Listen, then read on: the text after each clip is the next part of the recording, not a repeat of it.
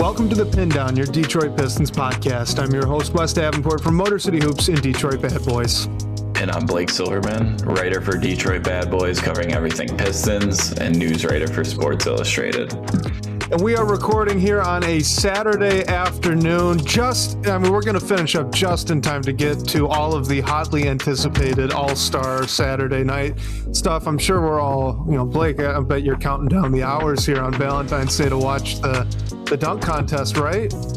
Oh, 100%. And hey, shameless plug, I'll be doing a bit of live blogging for All-Star Saturday and Sunday on sportsillustrated.com. So if you're out and not able to watch it or just want to come hang, please do. I'll be honest with you, I'm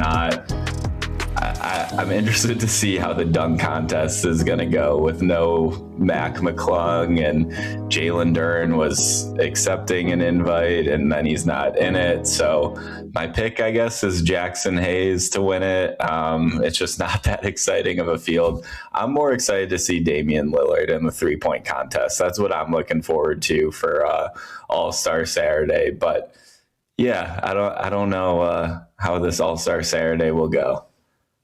Yeah, and the only real Pistons tie is the Rip Hamilton and the Shooting Stars event thing that they're bringing back, and I guess that could be kind of fun.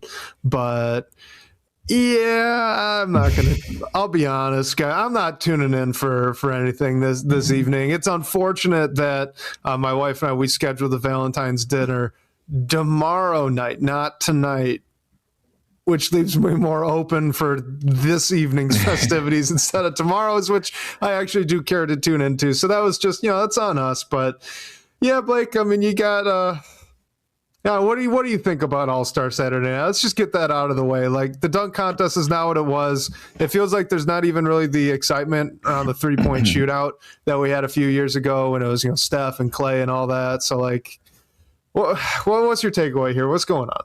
Yeah, it's a shame because I feel like I was always super excited for All-Star Saturday growing up, and the Shooting Stars thing was super fun, especially when the Detroit years where we had like Bill Laimbeer and Chauncey and Swin Cash and the others from the WNBA side all on the same floor. I love that. The dunk contest went through some great years with Dwight Howard and Blake Griffin and the Aaron Gordon, Zach LaVine battles. I feel like the dunk contest went through a little bit of a renaissance with Mac McClung in the past few years, but of course he's only really had a few cups of coffee in the NBA. He's not an NBA player. So I was looking forward to Jalen Duren being in the dunk contest. I thought when he wasn't in the field, maybe it was an injury thing, but he played before the suspension. So I hope we'll get to see him at some point. I think he could do pretty well in the dunk contest, but I can't say I'm excited about this field. And I don't really know what the NBA can do to get the top tier players to compete. It seems like they just don't want to do it. So I hope there's a way to fix it. I'm not optimistic about this year's edition, but I hope they prove me wrong because it's an event that's been great in the past, and hopefully it can return to that. All right. Well, one more unfun thing to talk about here as we're starting up the show, but how about the suspensions for Isaiah Stewart and Jalen Duren after the altercation that takes place with the Charlotte Hornets? So Isaiah Stewart, he got 7 games. Jalen Duren only got 2. Unfortunately, one of those games can't be the All-Star game, so Duren is going to have to miss the first game back after that break. But, as the fallout of that whole, thing kind of came through, what were your thoughts on it? And, is there any impact you think to like this team really long term now with Isaiah Stewart missing 7 games and Duren having to miss 1 more? Yeah, I think when the suspensions were handed out, it's definitely fair to wonder how the Pistons are going to manage without Jalen Duren and Isaiah Stewart, obviously without Isaiah Stewart for a much longer period of time. But I think they put any of that concern to bed by going out and destroying the Toronto Raptors in the first game without both of them. And obviously Duren only has one more game before he can return. Stewart's the big one. Pipper423 is saying in the chat that Stu only getting 7 games is a break. I mean, when he leaves the bench, and I don't fault Isaiah Stewart for what he did at all. I think it was a heat of the moment thing. And I know us who pay attention to this team know that that's not the guy that Isaiah Stewart is. Like, he's definitely an enforcer, but it seems like the national narrative after the LeBron altercation a few years ago was that he's a fighter. And I think this, like the headbutt between Diabate and Duren, I've watched it back numerous times, and I feel like you can't really tell who initiated it. And then there were some punches thrown, and I think Stewart was just sticking up for his teammate, which I don't really fault him for doing that. I think the biggest thing that I was talking about this with some colleagues is how it could potentially impact Isaiah Stewart's eligibility for postseason awards. He still has plenty of wiggle room, but we know last year he didn't meet the minutes criteria of 20 minutes per game. Now he'll be suspended for 6 games, which puts that 65 game number into question, but he's made appearances in 48 games so far this year of 53 at the break, and he's going to miss 6 more after the break. So he still has some wiggle room there. So I think that's a positive sign. And I mean, Paul Reed going out and dominating against the Raptors, I think will be huge for the Pistons while they wait for Stewart to return. And I think him and Jalen Duren can definitely hold things down while Isaiah Stewart serves those additional 5 games once Duren is able to come back. So it was a bummer that Duren and Stewart are going to miss some time, but overall, I don't fault either of them necessarily for what happened, and hopefully there's no real long-term impact that comes out of it. Yeah, it's nice to hear that Stewart has the buffer, right, for the awards eligibility. He deserved it last year, so I do, as a fan, like, that's important for me. I love Isaiah Stewart, and I would like to see him get some sort of accolade for being essentially the best defensive big man in the NBA this season. So the fact that that's still going to be on the table, that's nice to hear. I like that. And then, as far as the actual altercation itself, say what you will. All right, I'm not going to say someone started it, someone didn't, or it's a really bad look or a good look. I don't care. None of the conversation around it matters. What Isaiah Stewart did, right or wrong, his teammates love him for it. Like, if he didn't do that, then he's not Isaiah Stewart, and the guys don't look at him the same way. And for, it's, as much as it sucks having that 7-game suspension that he's now serving, and yeah, you're going to have to miss him now for a game against the Knicks. You're going to be missing him for a game against the Thunder and the Spurs. But like, in that moment, him standing up and doing things like that are why this team adores him so much as a teammate. And so it's hard for me to say one way or another, like, he definitely shouldn't have, or he definitely should have. I wish he wasn't suspended. So as a fan, I wish he didn't do it. But at the same time, like, you also got to understand the locker room element of all of this. The reason they've got all this chemistry, that, all these guys are so tight knit and close, is part of it is because Stewart's that kind of dude that'll just, at the drop of a pin, be out there to enforce, someone that stepped over the line against one of his guys. Like, every team in the league would love to have a guy like Isaiah Stewart. They would love to. And it's because they know that he'll do something like that. So, whatever it is, it's all unfortunate, but at the same time, you both do and don't want him to change. Does that make sense? Like, I feel like it's just an unfortunate reality that they need.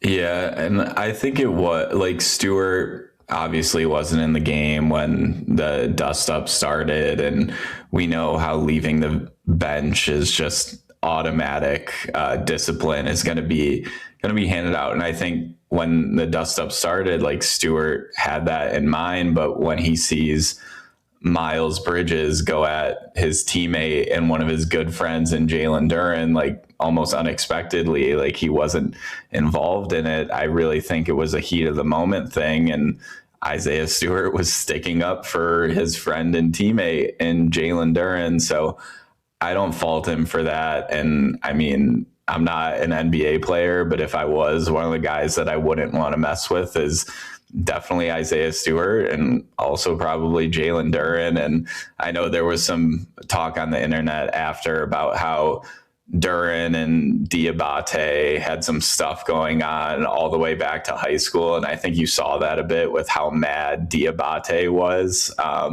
after seemingly nothing crazy. Like, yeah, Duren shoves his face out of the way and stuff, but Diabate had to be. Duren scored on him about 3 possessions in a row, and then gave him a good elbow shiver on a defensive rebound too. So there was a little bit of build up, but to be fair, like all of that was kind of building all game. You kind of got the sense that there was going to be something that occurred there. Like you didn't want what happened, right? You would have really rathered that Duren did not shove Diabate in the face after they started jawing nose to nose like that. Like if you want to find the real like things got out of control, that was it. So I guess don't be mad at Stewart, be mad at JD, but at the same time, like don't go run your forehead up someone's nose if you're a Hornets. It was all bad. There's no one that's coming out of that thing looking good, in my opinion. I think we just move on as fans for both teams and say the next matchup's going to be a good time. Because I bet that it is. This is the kind of stuff that makes fun NBA rivalry, regular season stuff. So like embrace it, but also let's stop litigating it. No one wins here. This is all bad. Yeah, and I mean the Hornets aren't really competing to make a huge playoff push, but they're kind of in the play-in conversation. They're solidly in that play-in conversation. They have been fun to watch. Yeah, they have. And hey, if that's where they wind up, and there could be a potential first round series on our dockets, which a 7-game series between those teams would be pretty interesting. That's for sure. My money is it'd be a 5-game series, but yeah, it wouldn't be 7. Yeah, it wouldn't be 7. But I do think that the Hornets would give the Pistons a little bit of trouble in the playoffs. And it's a credit to the Pistons defense that we saw them do to the Hornets what they already did. You just need to make sure that translates. They're a fast-paced team. They shoot a ton of threes. Historically, that's something that's given this version of the Pistons some trouble over the past 2 years. But they've already kind of clearly shown that they can overcome that. It's just now you're going to have to overcome it 4 times in a row, right? But, all right, you mentioned Paul Reed. And as the title of the show, at least for the live stream, says, All-Star B-Ball Paul Reed. Now, he's not actually an All-Star, but can we talk for a second about what he did to Jakob Poeltl in that Raptors game? Because what a poor Jakob Poeltl. His first, like he's in a ramp-up period after a lower body injury, and he's got to try and stay in front of Paul Reed, who then promptly led the Pistons in shot attempts. Yeah, you're preparing for Jalen Duren, who's an all-star, and Isaiah Stewart, who's one of the best defensive centers in the league and can also shoot a little bit. And then you just get Paul Reed, who's really the only big in the fold. And I mean, shout out to Tolu Smith. Like he didn't go crazy by any means on the. Yeah, I was going to say he was solid. Yeah, he had some good minutes, which the Pistons will clearly need without Isaiah Stewart and Jalen Duren. But yeah, Paul Reed was the story of that win over the Raptors. I mean, another incredible game for Cade Cunningham that we certainly can't overlook. But just any time the Pistons have needed Paul Reed, it seems like he's stepped up and been able to provide some production. Sure, some of the shorter stretches of minutes he get can be hit or miss, but he's never afraid to go and get his own, which is what I love about him. Sometimes it's pretty, sometimes it's not. It was real pretty against the Raptors, scoring 22 points with 5 rebounds and 3 assists and 4 blocks in a game where the Pistons were going for their 40th win before the All-Star break, which none of us could have expected.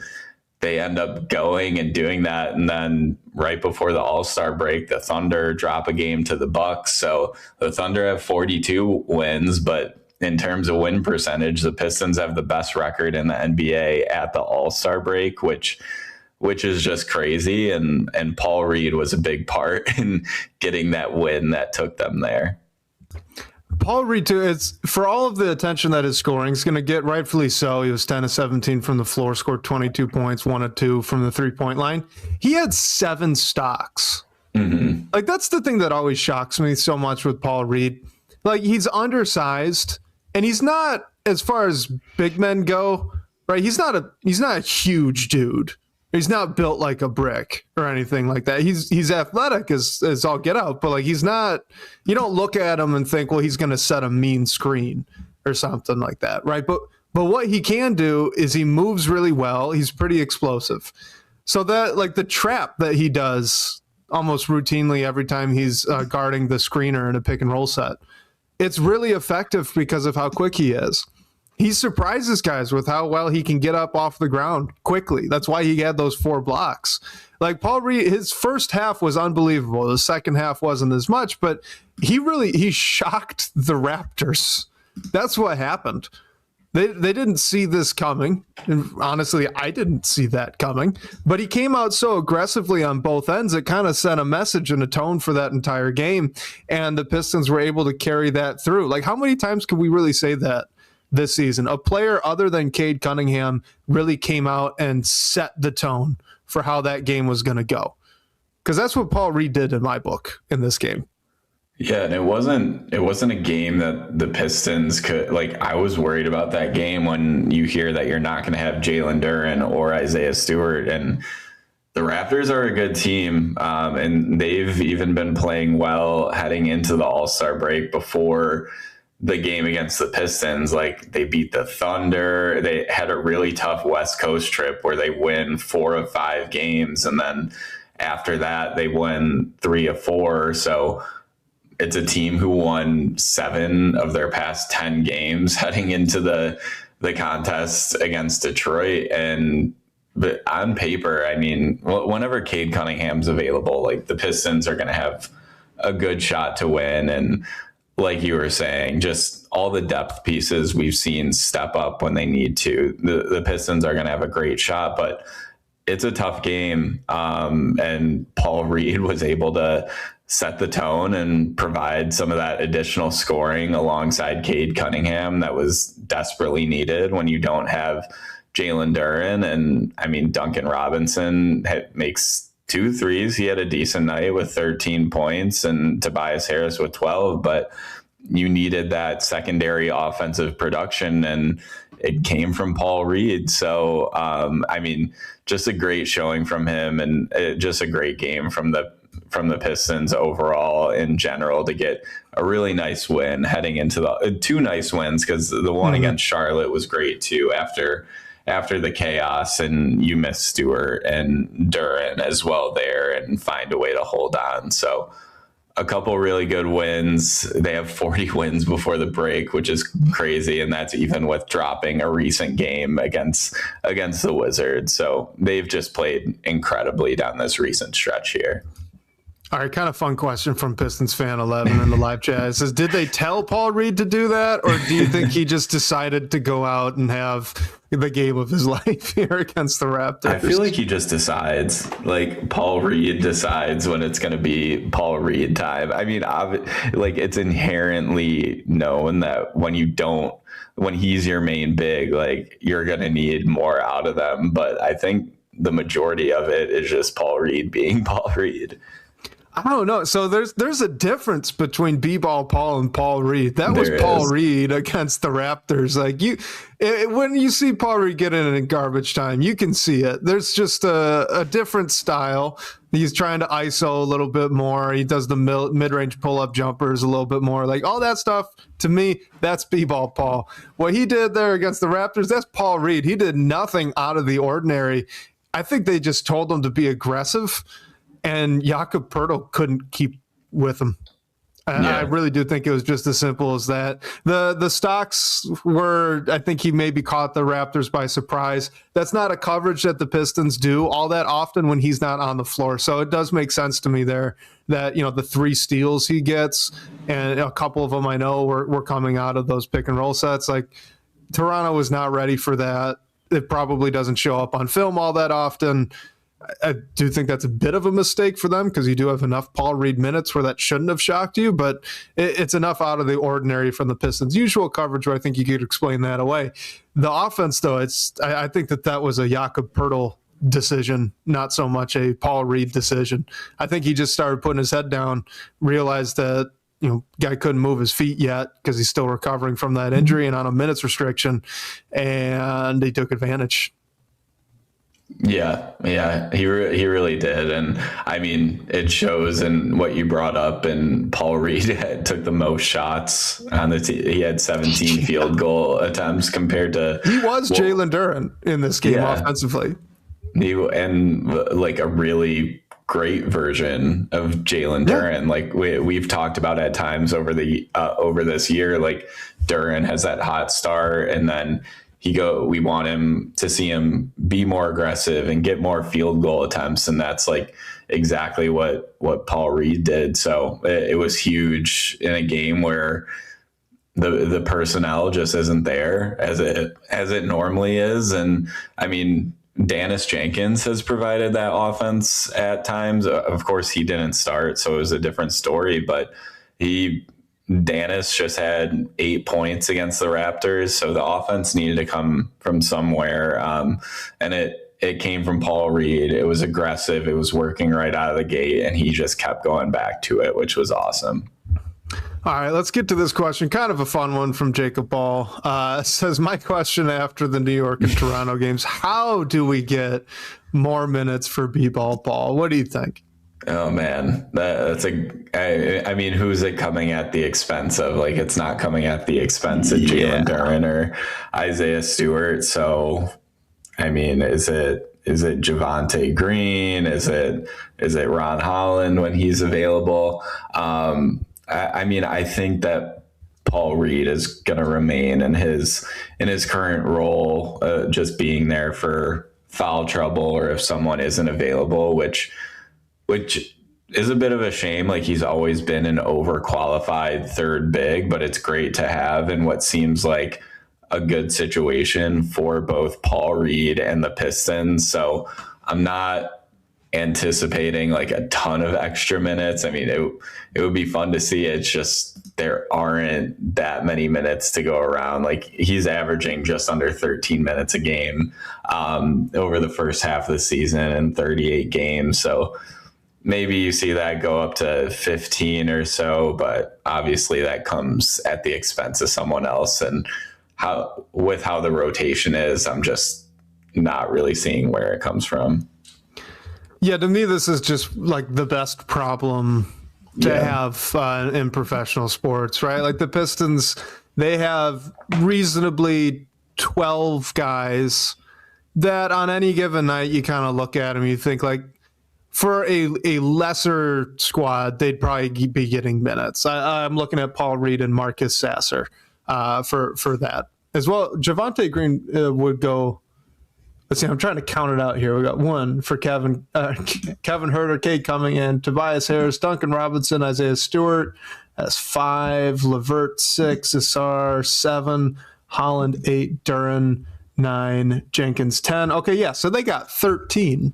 Sorry, my bad, guys. They have 13 players, I think, where if you look at them, most nights they'd be good to go getting actual rotation minutes for another team. And it's just the Pistons are a very, very good team. And sometimes good teams have really, really good depth. So it's just a good problem. I don't think there's really a way to do it. And frankly, I don't think you really want to do it. As fun as Paul Reed is, he's not as good as Isaiah Stewart or Jalen Duren. And like you mentioned, like you don't want to take Ron Holland's minutes away. You don't want to take away from Javonte Green, who's been playing extremely well as well, right? Like he's perfect injury relief for in the case of like a suspension. And we've seen Paul Reed a lot this year. So like the injuries happen, right? It's not like we never see him suit up on the court. So yeah, I just think it's a good issue to have, and he seems to be okay with it. Winning kind of cures all ills. There is my guess. So I'm with you. I don't think it's going to change.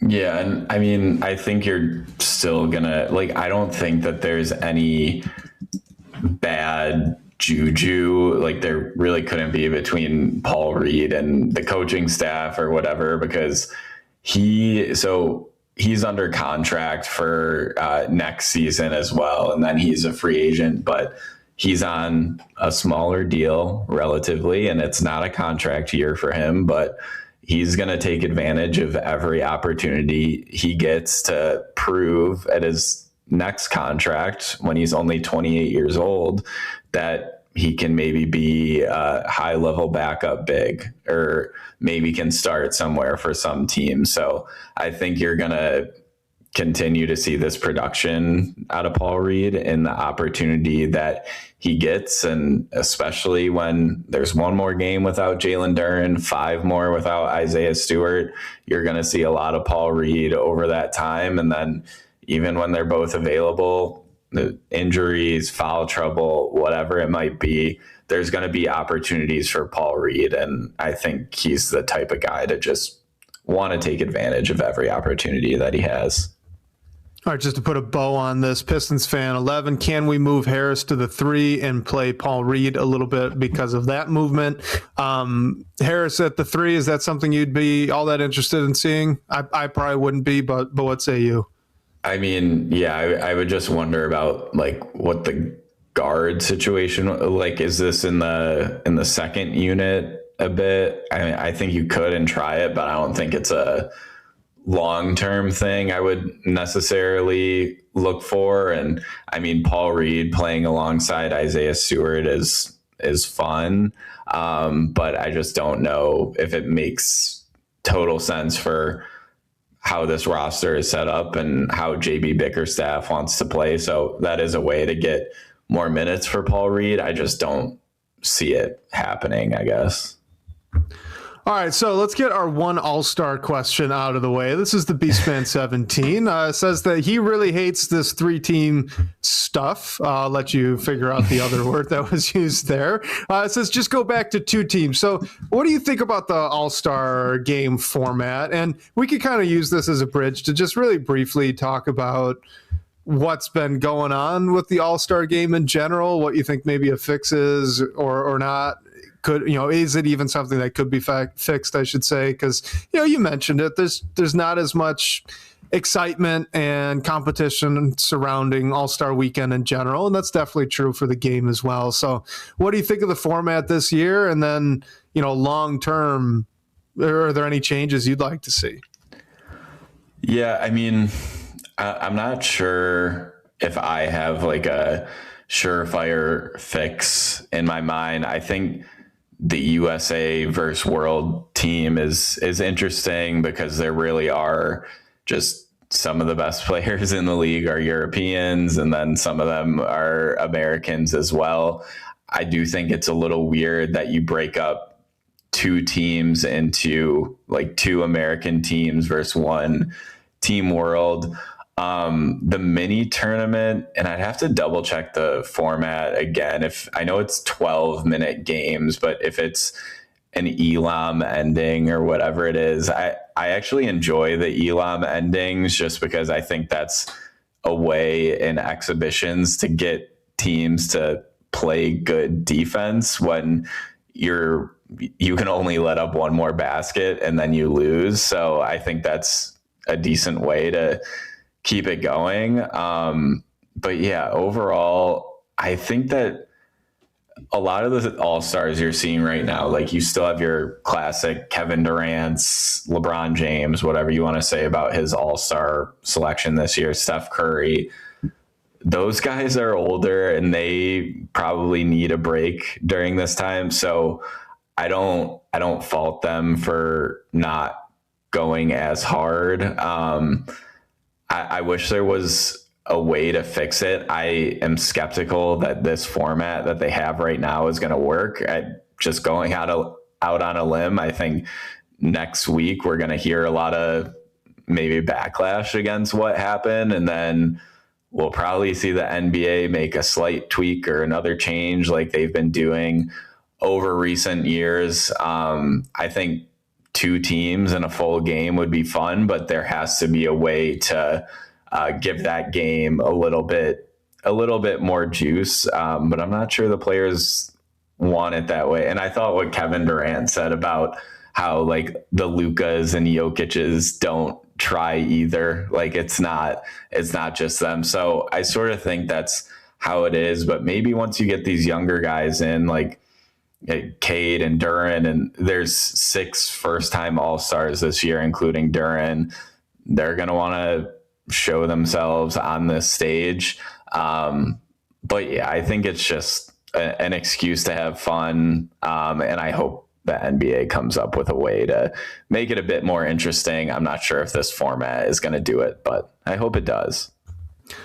I don't think it's going to do it either. I do just want them to go back to East versus West, throw the ball up and let the guys play a full game. Just call it a day. You don't need to do anything funny, change anything up, because my God's honest opinion, there isn't a fix.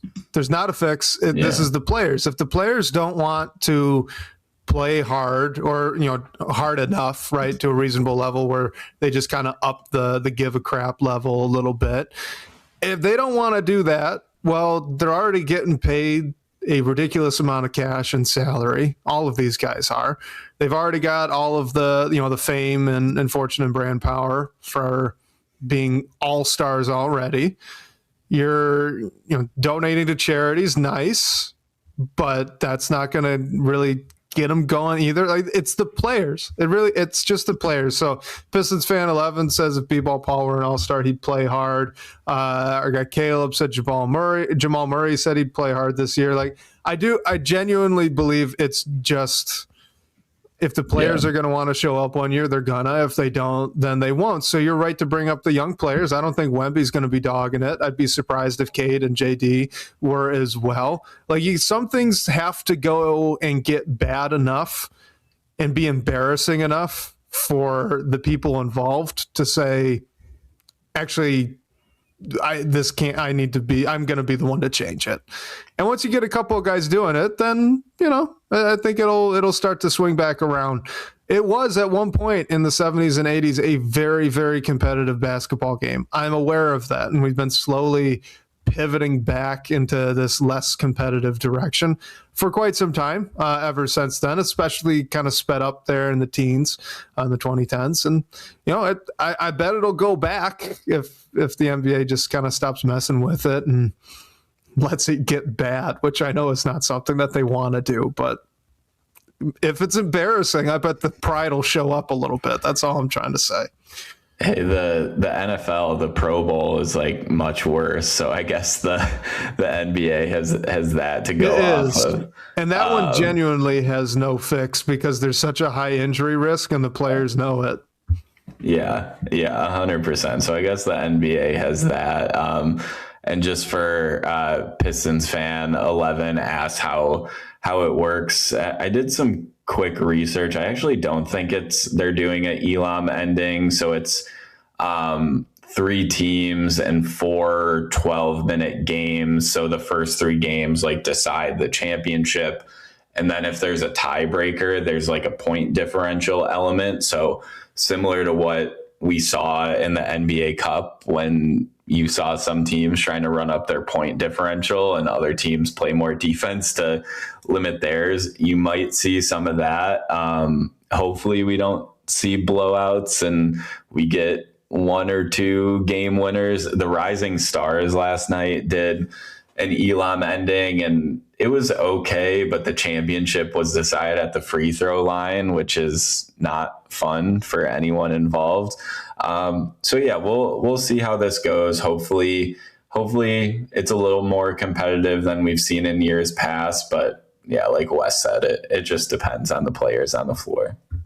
Yeah, you can't plan the players into playing better or harder, in my opinion. But, hopefully, like you said, it is at least interesting to watch. My hope is that we get a mini version of what happened all those years ago when Chauncey, Rip, and Ben and she checked in.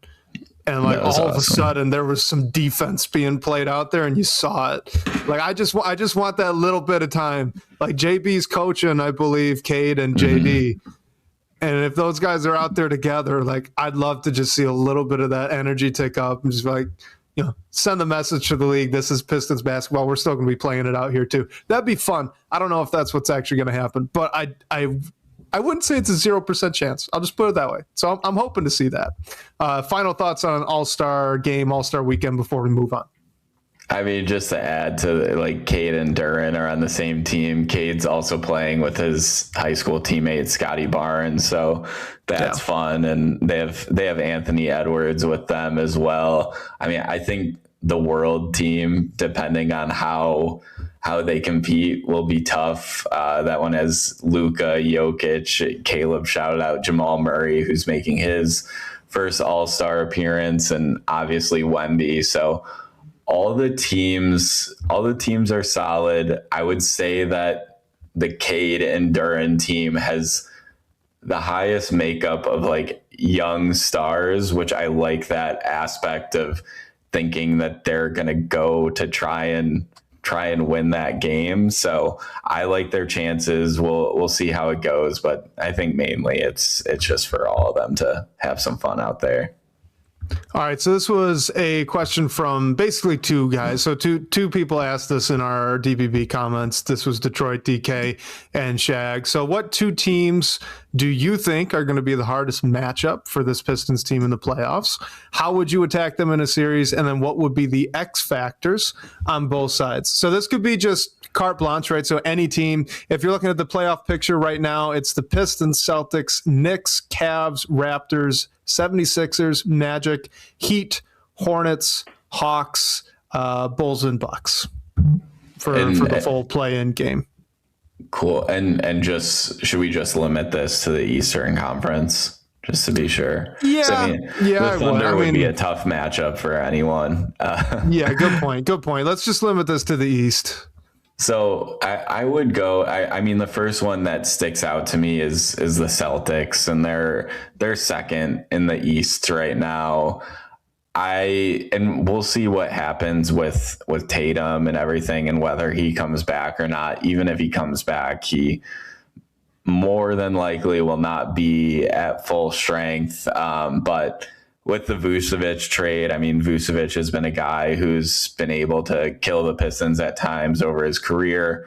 Obviously, in that deal, Boston sends out Anthony Simons, so that's offense that they have to make up for, that you're probably not getting all that from Vucevic. But I just think it's pretty incredible how, without their best player, they're still second in the Eastern Conference. And there were some front court questions, and you have Keita, who's been good as well, and he's still in the fold. So I think that matchup could give the Pistons some trouble. I mean, I don't think that there's any team in the Eastern Conference that the Pistons necessarily can't beat. I just think the Celtics might give them a tougher time than others. And then the other one I'd go to is the Cavs. I mean, a lot of unknown with them, as Harden is still getting acclimated. I just think when you have two scorers like Donovan Mitchell and James Harden, there's going to be a ton of offense coming out of that team. And I mean, the defense backcourt wise is a question. So can the Pistons keep up? I think they can, and they've been one of the best defensive teams in the NBA. So they can certainly do what they can to limit Harden and Mitchell and even Mobley and Allen for that matter. But yeah, I just think when you have two guys that are averaging 25 plus points a night, it's going to be hard to keep up offensively. So I'm hoping the Pistons could come up with a game plan to defend them well, because we'll see. The 2-3-4 is really tight in the Eastern Conference. So one of the Celtics, Knicks, Cavs, the Pistons will probably have to play in the second round, which I think are all of the toughest matchups there. There are some others at the bottom, which are interesting too, but I just go to the Celtics and the Cavs. I think that would be the biggest challenge. And I mean, X factors for both are defensively, probably how Jalen Duren does defensively, how much pressure Asar Thompson is able to put on Jaylen Brown or James Harden, Donovan Mitchell, and how they're able to limit it. The good thing is Detroit has hung their hat on what they can do defensively this year. So I think they can. I just think it'll be a bigger challenge over a 7-game series. Yeah, my mind goes to the defensive side of the ball as well, right? I think like you look at the types of teams the past year and a half or so that have given the Pistons some trouble. They are fast-paced teams with one kind of hub ball dominant scorer and then a bunch of shooters around them. So like you're looking at the Eastern Conference this year and teams that really fit that. I think, it's the Celtics, like you mentioned. It is the Hornets as well. The Hawks in a weird way too, but like now we're getting down near the bottom. It's really interesting because like you're looking at the top of the East, and stylistically, the Pistons are pretty well set to take on the Knicks, Cavs, Raptors, Magic, and Heat.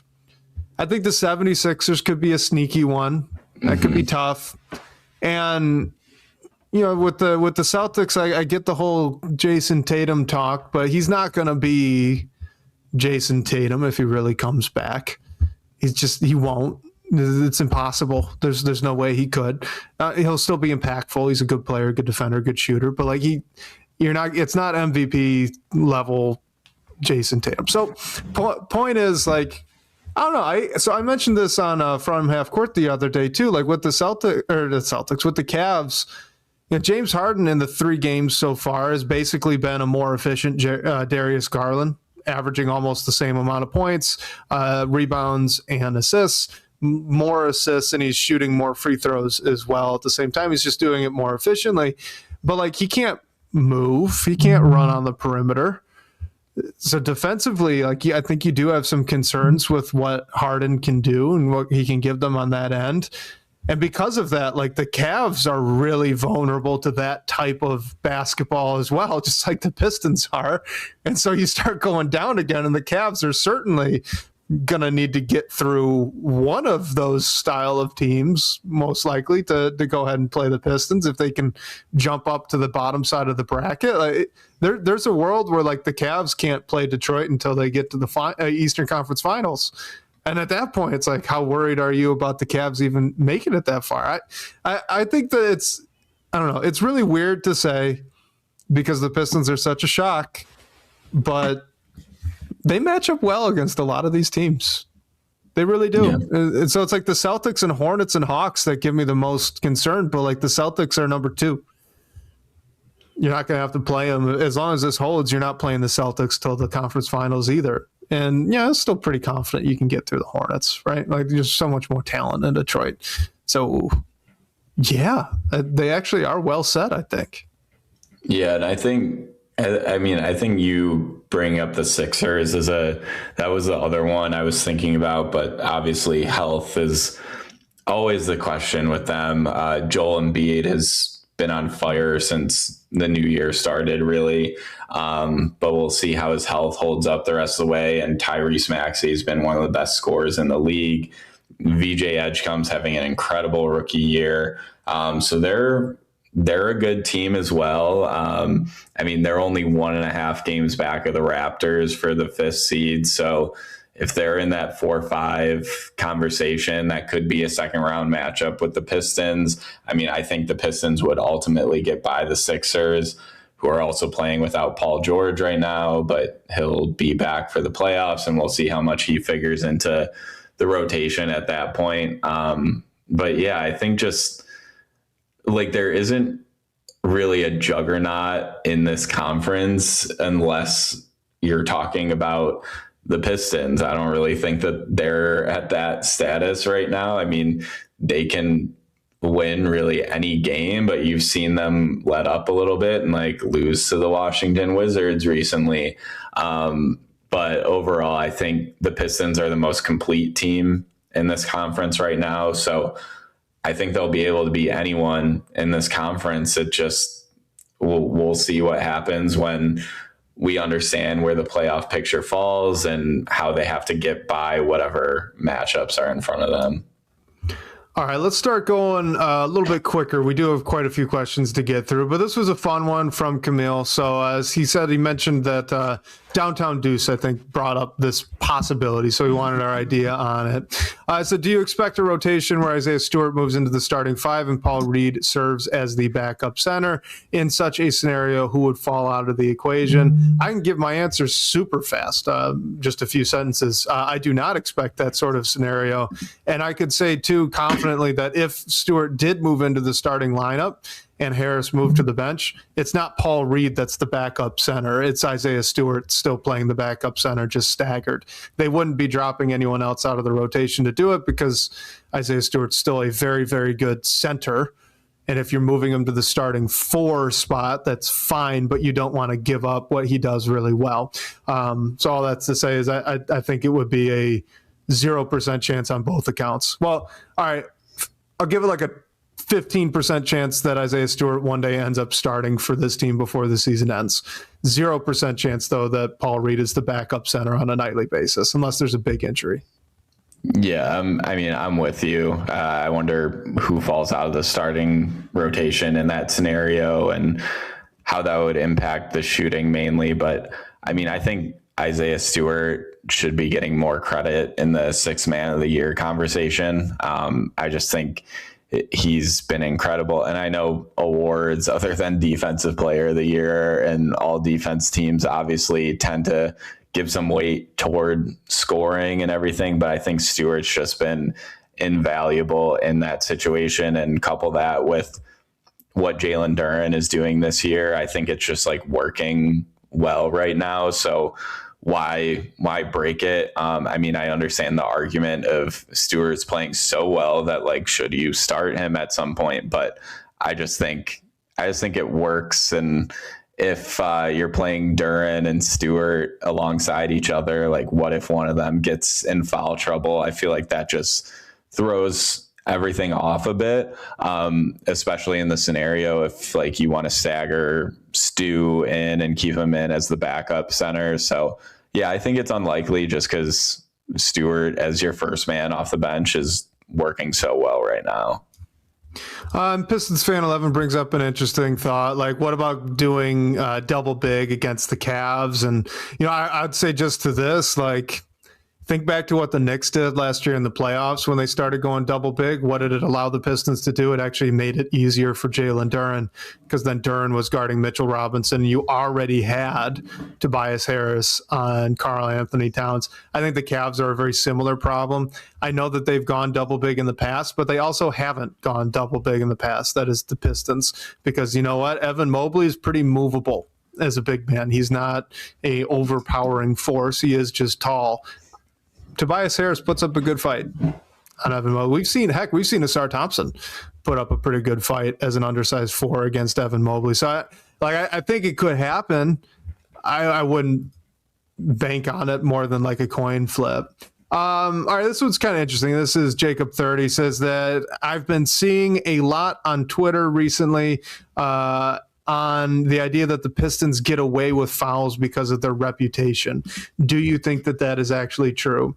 So Blake, just to put the full context to this, do you think that the team that gets called for the most fouls per game in the NBA is getting away with a bunch? I see what you did there. No, I don't. I think just over time, obviously over the past few years, I think they've been respected more in the sense of like getting to the line a little bit more. But I think that there have definitely been some questionable calls with the Pistons being called for fouls. And I think that they do have a bit of like a reputation of, we know what Isaiah Stewart's reputation is and everything like that. So yeah, Wes said it perfectly. Like, they're getting called for the most fouls in the NBA. So I don't think that there's much more to look into it there. But hey, maybe it'll change if they make some serious noise in the playoffs. I think all teams should be officiated fairly evenly. So hopefully Detroit at least goes down to that middle of the road. I blame Stan Van Gundy for this. In the game, I forget what game it was where he was on the call for it. And I love Stan. He's great on the call. But he said the Pistons' defensive philosophy is basically to be as physical as possible, under the philosophy that the refs can't call all the fouls that you're going to be committing. And that is not what I see this Pistons team doing on a nightly basis. I mean, they are very physical. They are very aggressive. But the idea there is not to like step over the line and assume that the refs can't just call you for fouls all night. They're already getting called for a ton of fouls all night. And just because the other team's complaining about contact doesn't mean that there was actually a foul there. We've seen that plenty right across the NBA. We have challenges now, so just because a guy complained doesn't mean that he actually got fouled. We can go back and prove it. A lot of times the player's wrong. Point is, the Pistons play a very physical brand of basketball, and that's the end of the story to me. Like, they play physical, they play aggressive, they play that style on both ends, and they're officiated accordingly on both ends along those same lines. They're up near the top of the league in free throws attempted as well. So they just play a little bit more aggressive on both sides. I mean, you could see it in the charge numbers. They don't take a lot of charges because they'd rather make a play on the ball. That's been a pretty constant through line for this season. So, like, are they getting away with stuff? No more than any other team as a percentage of the fouls that do and don't get called. But they also get called for a ton, and they get away with a little bit more at the same time. Both things are up is the point I'm kind of trying to make. So it's not like their reputation is allowing them to get rid of things. In fact, I'd still argue that like they get called against them 50-50 calls all the time for the stuff that the reputation's supposed to help you out with. Like, I have seen Isaiah Stewart block a shot that was right at the apex and get called for defensive goaltending. Frankly, that shouldn't be happening anymore. If it's 50-50, you give it to the guy. That Gobert's been getting it. Wemby's already getting it. Chet Holmgren gets it. Like, you can go back. Ben Wallace used to get it. Like, this is just established practice in the NBA. Isaiah Stewart should be getting it too, and he hasn't been so far this year. So, like, if anything, I'd even say the reputation part hasn't kicked in yet. I bet it will happen, but I don't see the evidence that they're getting those respect calls yet, even though maybe they should. Yeah, hopefully. I mean, and I think that just goes to this like reputation that they have of like getting in mix-ups last year, and the players that they have that are known for that around the league. So hopefully it evens out if they are if they make a run to the NBA finals or win a couple playoff series. Hopefully it evens out a bit, but I'm with you. I don't think it has yet. Yeah, one last little bit of proof to go to the point we're both making here, but like, how many times in this past week even have you seen a player Asar Thompson was guarding fall due to no contact of Asar Thompson? And that's a 50-50 call. And who does it go to? Because it ain't Asar right now. Right. It will be. I'm very confident that it will be in the future, but hey, maybe he's got to make an all-NBA defense team before that sort of respect starts coming through.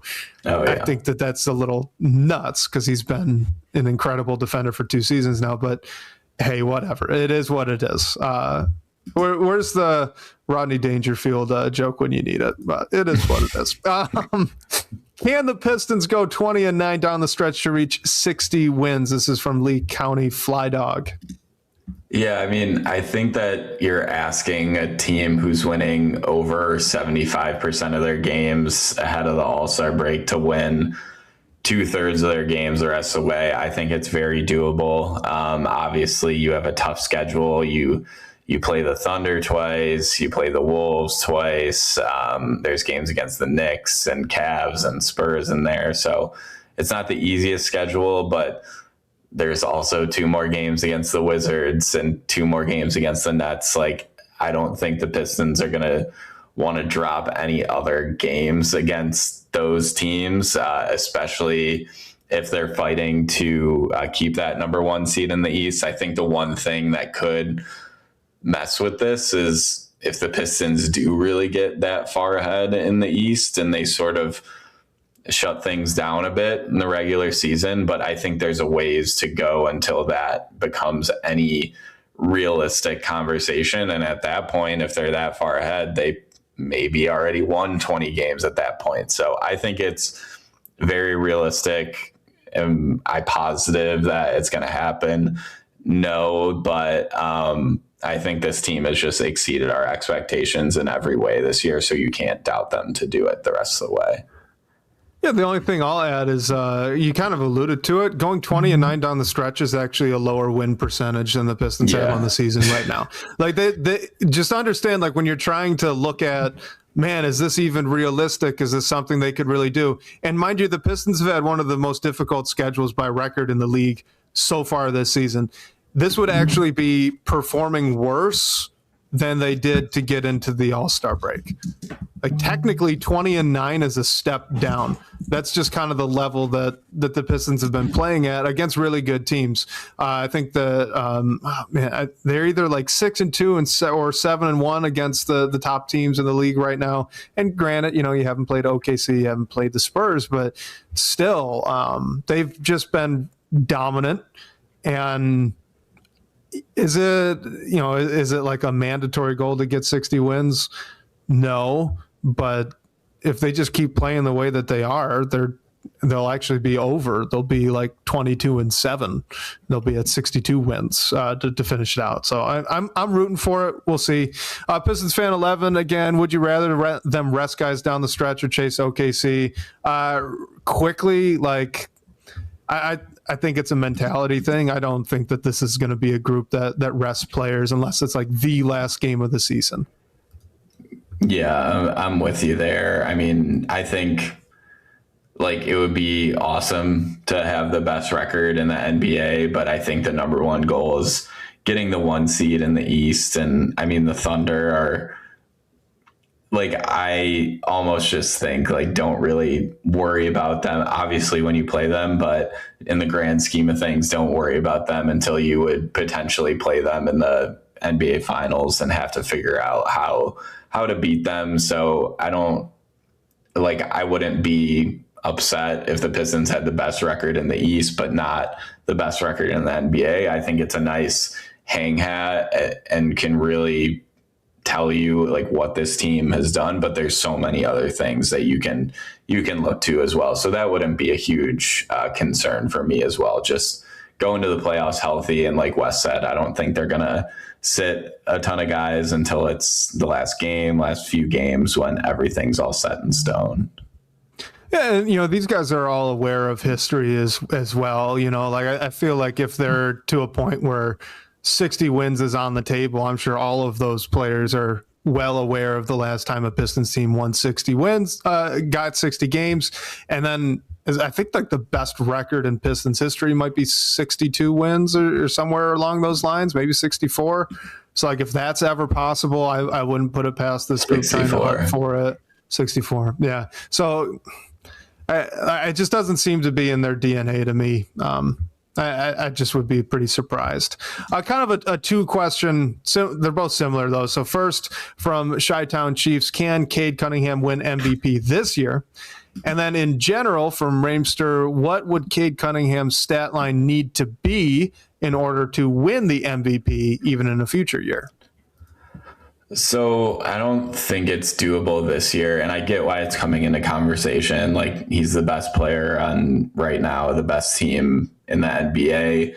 I just think like it's incredible what some of these guys around the league are doing. I mean, I'm sort of would be dumbfounded, honestly, if things keep going this way. And Jokic, I mean, he's missed a ton of time, so he has to play almost like every game the rest of the year. But that guy's averaging a triple-double with 12 rebounds and 29 points, which is just incredible. And then Shea is averaging 32 points a game on a team who has 42 wins before the All-Star break. So I think if Cade was up near those Shea numbers in terms of scoring, that would be in the conversation. Maybe the rebuttal to that is Cade's the only one besides Nikola Jokic that's even close to averaging 10 assists per game. Jokic has 10.7, Cade has 9.6. So there are some points that Cade's contributing to that aren't in his scoring total. So I think in the future, I mean, I think Cade definitely has a potential MVP in his future. I think to do that, unfortunately, like, it really has to be in the scoring numbers. He's never going to average a triple double. I don't think you want him averaging 10 rebounds a game, because that doesn't make sense for a guard. But I mean, he's only shooting 33% from deep this year. If he increases that, and byproduct of that is scoring like 29, 30 points a game, and the Pistons are the best team in the East, then I think those are MVP numbers.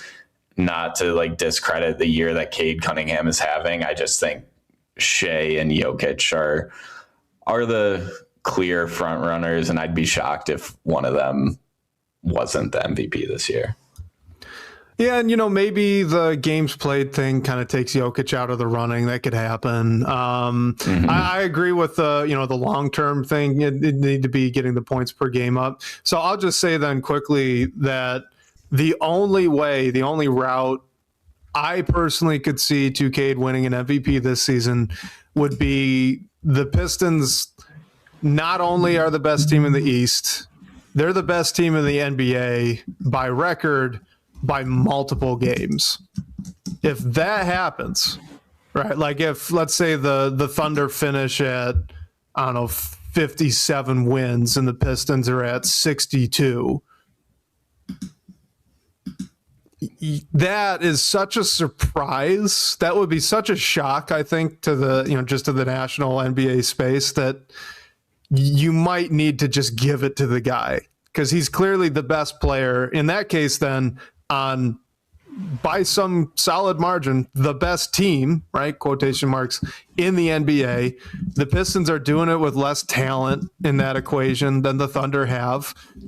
The team success would be what elevates it up. I wouldn't be putting money down on that. I would not be confident that occurs. I think there's also a world where even under that circumstance, you would need like Jokic to miss another few games so he doesn't qualify, and SGA to maybe have a little bit of a down slump spell, right? Things like that. But if the Pistons really end up like 4 or 5 games better than the Thunder, you got an argument. I'll just put it that way. You got a really good argument. Last 2 questions, and then we'll wrap it up. Will the Pistons have any room to make a big move in free agency? Very quickly here, on the Spotrac salary cap table for next year, the Pistons are not under the cap by a solid amount. All the cap holds. Yeah. Yep.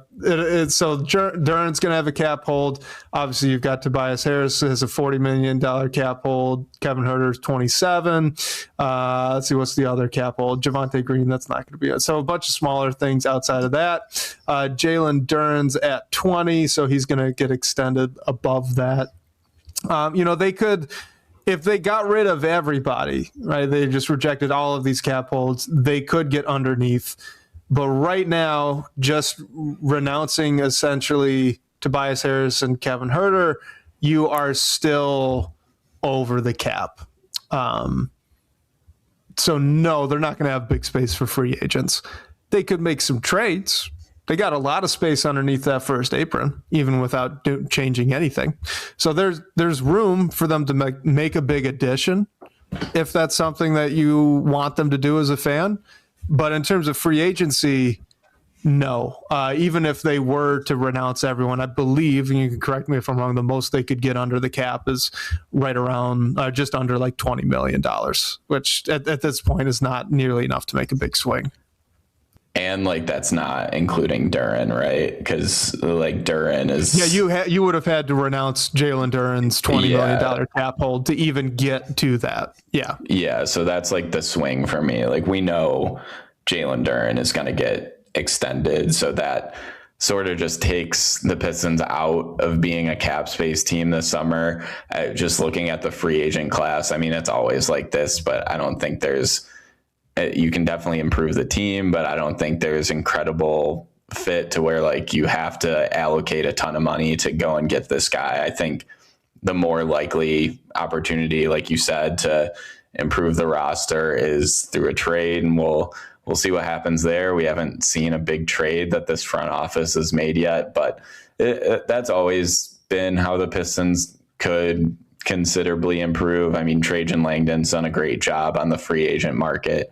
So we'll see. I just think the flexibility will be going down a bit with like Cade's extension obviously kicking in, and the looming extension for Jalen Duren, and Asar Thompson's going to be eligible as well. So we'll see what happens with that. Way too early, because obviously we've got a whole heck of a lot of awesome Pistons basketball to be talking about the rest of the season. But once we do get to the offseason, I am really, really, really going to be hoping that they can just renounce that $40 million from Tobias and get him back like some amount less than the MLE. If you could get him in the 12 to 15 mil a season range for maybe 1 or 2 more years, he's been so vital to this group. I would love to see him transition to that bench role long term. So, but that, that's a conversation for another day. Last question here. This is from Turia. Hopefully I said that right in the TBB comments. Does Malik Beasley signing with the team in Puerto Rico officially end a possible NBA comeback this season? And is it Bad Bunny's team? Did I read that right? It is. Yes. It is. I didn't know he had a team. I didn't know Me either. Yeah. I also love that like this is such a loophole because he is under federal investigation, so he can't go overseas to play. He can't leave the country as far as I would expect if you're under federal investigation. But Puerto Rico is a territory. This is just such a funny story. When I saw it, I was laughing pretty good. But I mean, is there any chance? Like, what do you think? I mean, I didn't think about that, honestly. I was like, why is he going to Puerto Rico when there's much more competitive basketball there? But that makes complete he can't. Yeah, that makes complete sense. Yeah, I mean, I don't know. I'm not willing to really like commit to anything until we hear actual news around Malik Beasley. I mean, if he's cleared, maybe a team brings him back, but I don't think that's really realistic right now. And obviously investigations take time. This one's already taken a ton of time. So, and he just signed this contract that I'm sure there's an out if he has an NBA opportunity.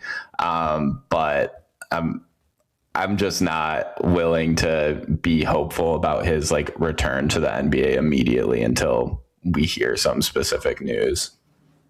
Yeah. And then look, guys, from a Pistons perspective, they've moved on. It seems, I think they've moved on. At this point, it feels kind of like even if he were eligible to come back this season, like, where's he going to go? What minutes does Malik Beasley have in this group right now? Where you could say, maybe for Kevin Huerter, but okay, fine. Like, you're not waiving him this year, so maybe next year, because the Pistons, I think, still would have his early bird rights. As weird as that sounds, I do believe that would carry. So, like, if you really, really want Malik Beasley back in Detroit, maybe that's something that happens, assuming that he gets cleared from all of this in a reasonable enough time. But at the same time, like, the Pistons have a draft pick. Yeah, they're going to add players in free agency and in trades, and they've already got 13 guys that are, rotation locks. And sure, you're going to lose 2 of them right now, but it's only 2. I think it's over. And it's sad, but I think it's over.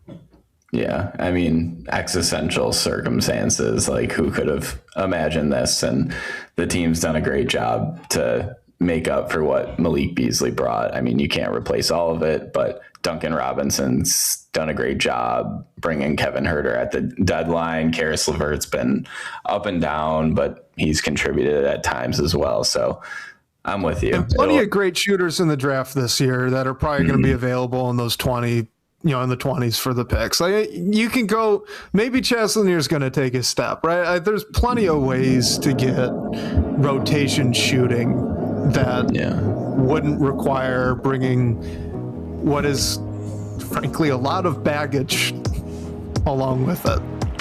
And you got that pick swap from the Timberwolves. If that comes to fruition, yeah, you can move up a little bit potentially. All right, guys. Well, I think that was it. Looking as a quick scroll through the live comments here, but I don't think we had any other questions. So I think we can wrap it up there. Thank you all for tuning in here on a Valentine's Day afternoon. I hope you didn't get in trouble. Yeah, and reminder, you can call our number to ask a question and hear your voice on the show. The number for that is 313-355-2717. And special thanks to Sean Corp, the managing editor of Detroit Bad Boys, for supporting this show. And shout out to you guys for all the great questions and talking points tonight. We'll catch you next week, whether on your commute or live with us on YouTube. We can't wait to talk more Detroit basketball with you all.